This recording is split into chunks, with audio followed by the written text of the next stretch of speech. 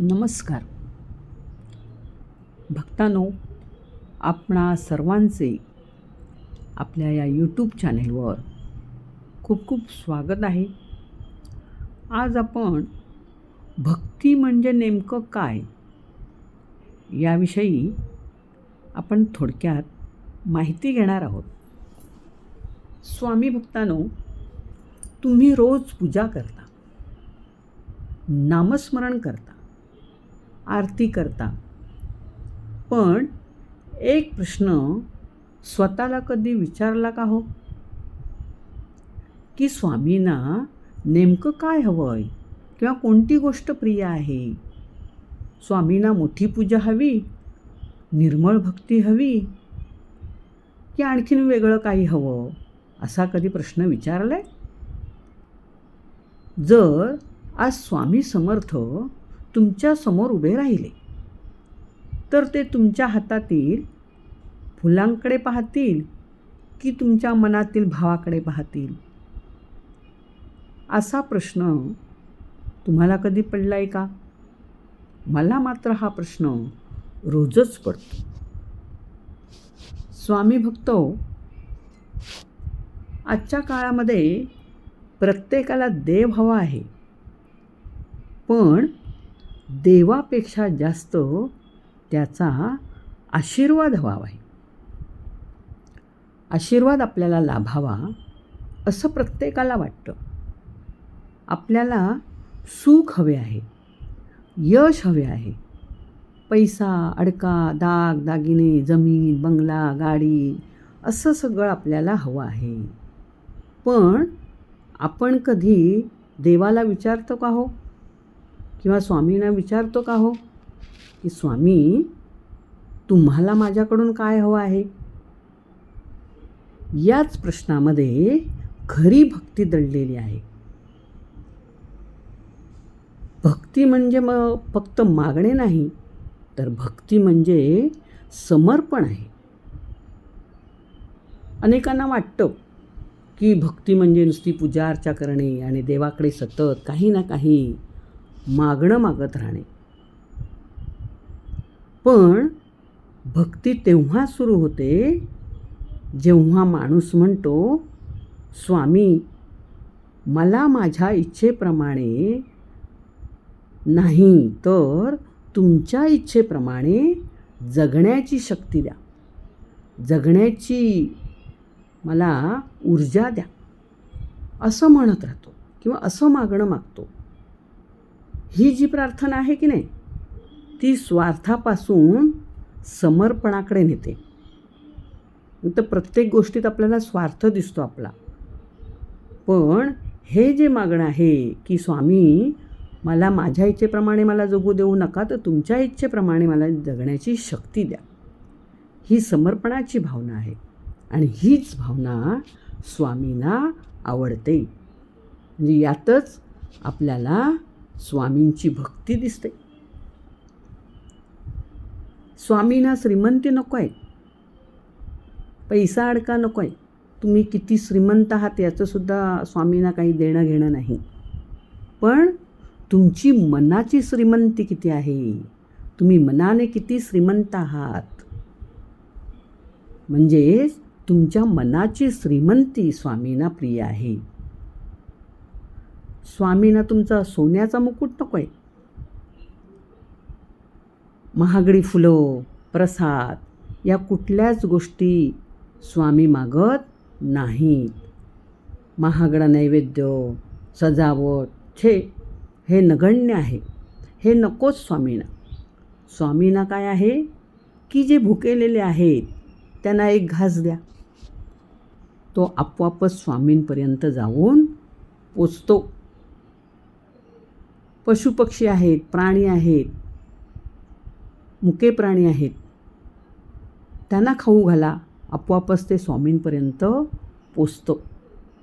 म्हणजेच निर्मळ मनाने घेतलेली एक तुमचा निर्णय किंवा निर्मळ मनाने केलेली तुमची एक कृती ही स्वामी समर्थांच्या चरणी अर्पण होते.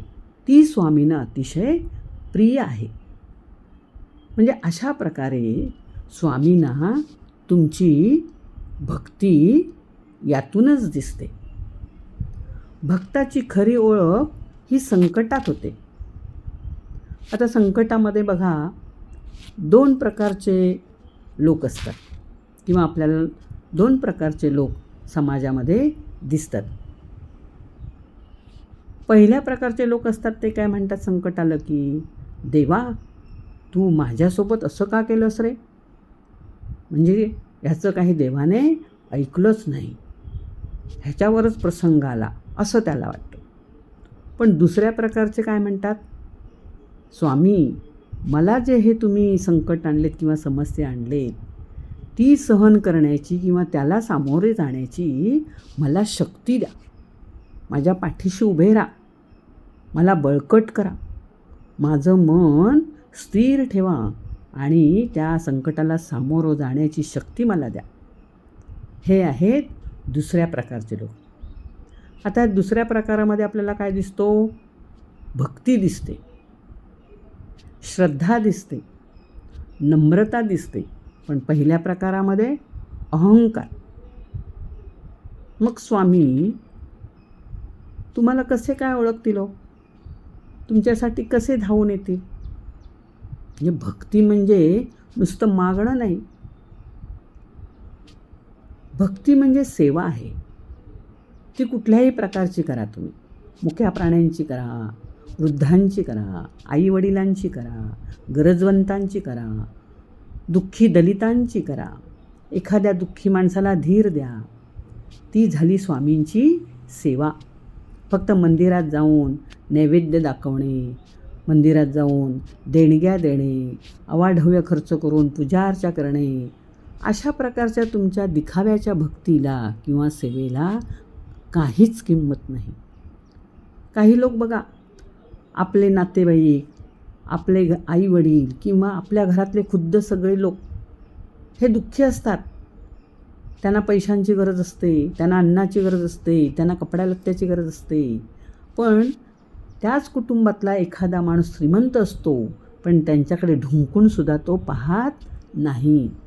त्याचा जो पैसा आहे तो आपल्या आप्तेष्टांसाठी काहीच उपयोगाचा नसतो. पण तो मात्र देवदेवळांमध्ये जाऊन मोठमोठे अभिषेक करत असतो, मोठमोठ्या लोकांना तिथे बोलवून भजन कीर्तन करवून घेतो, अभिषेक करवून घेतो, महानैवेद्य देतो. काय आहे अर्थ याला? त्याच्या घरातली लोक उपाशी आणि तो मात्र तुपाशी जेवत असेल किंवा जेवतो, तरी त्याच्या ह्या भक्तीला काय अर्थ आहे? त्याच्या या श्रीमंतीला काय अर्थ आहे? त्याच्या श्रीमंतीचा मी म्हणते शून्य उपयोग आहे. आणि स्वामी त्याच्याकडे ढुंकूनही पाहत नसतील असं मला तरी वाटतं. म्हणजे अशी जी भक्ती आहे ती कुठल्याच कामाची योग्य नाही.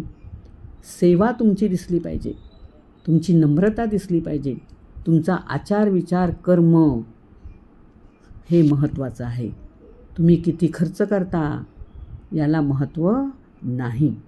भक्त हो, श्री स्वामी समर्थ हे आपले जे दैवत आहे त्या दैवताच्या भक्तीला जर आपल्याला पात्र ठरायचे असेल तर खऱ्या अर्थाने आपण भक्त म्हणजे सेवेकरी व्हायचं आहे.